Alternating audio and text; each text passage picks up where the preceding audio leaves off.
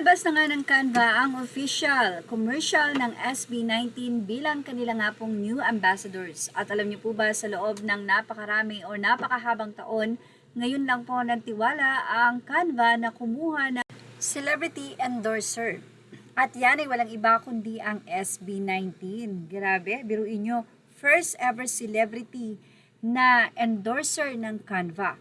At alam niyo po ba na napakarami nga pong ginawa ng SB19 bilang Canva endorser? Dahil bukod po sa singer sila pa rin yung artist. So, grabe po yung bayad or siguro yung halaga bilang endorser po ng Canva.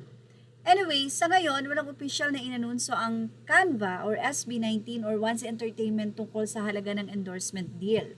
Hindi naman kasi yan karaniwan ding isinasa publiko ng mga kumpanya ang bayad sa ganitong uri ng kontrata. Pero kung pagtatansya lamang ang pag-uusapan, maaaring ito po yung makaapekto sa laki ng halaga na ibabayad sa SB19 dahil ito po ay global campaign ang proyekto. Ang SB19 ang unang celebrity partner ng Canva, which is sikat na rin po ang SB19. Sila din ang bida sa campaign, sila rin ang umawit ng campaign at maaaring sila din po ang nag-compose ng kanta na kaya sa Canva. Malaki ang kanilang social media reach at fanbase sa Pilipinas at iba pang bansa.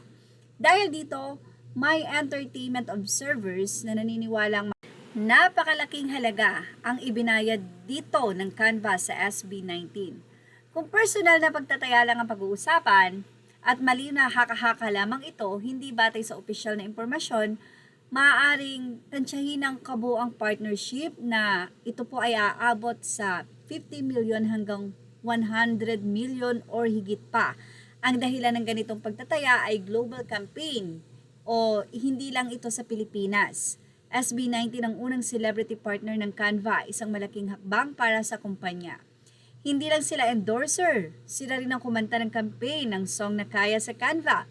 Kasama rito ang posibleng bayad para sa paggamit ng kanilang imahe, oras sa produksyon, promosyon sa iba't ibang platform at iba pang karapatan sa campaign. Ang Canva ay isang malaking international na kumpanya na may kakayahang maglaan ng malaking marketing budget. Gayunpaman, posible rin ang aktwal na kontrata ay mababa o mas mataas depende sa pinirmahan nilang ilang taong kontrata o yung haba ng kontrata, saklaw ng mga bansang kasama sa campaign, bilang ng commercial events at digital content na gagawin, kung kasama ang licensing ng kanta at iba pang intellectual property. So, ayan po. Sa palagay niyo po ba ay aabot ng 100 million o higit pa ang binayad ng Canva sa SB19? Dahil biruin nyo, singer, dancer, composer, lahat-lahat na nasa kanila ng hapo.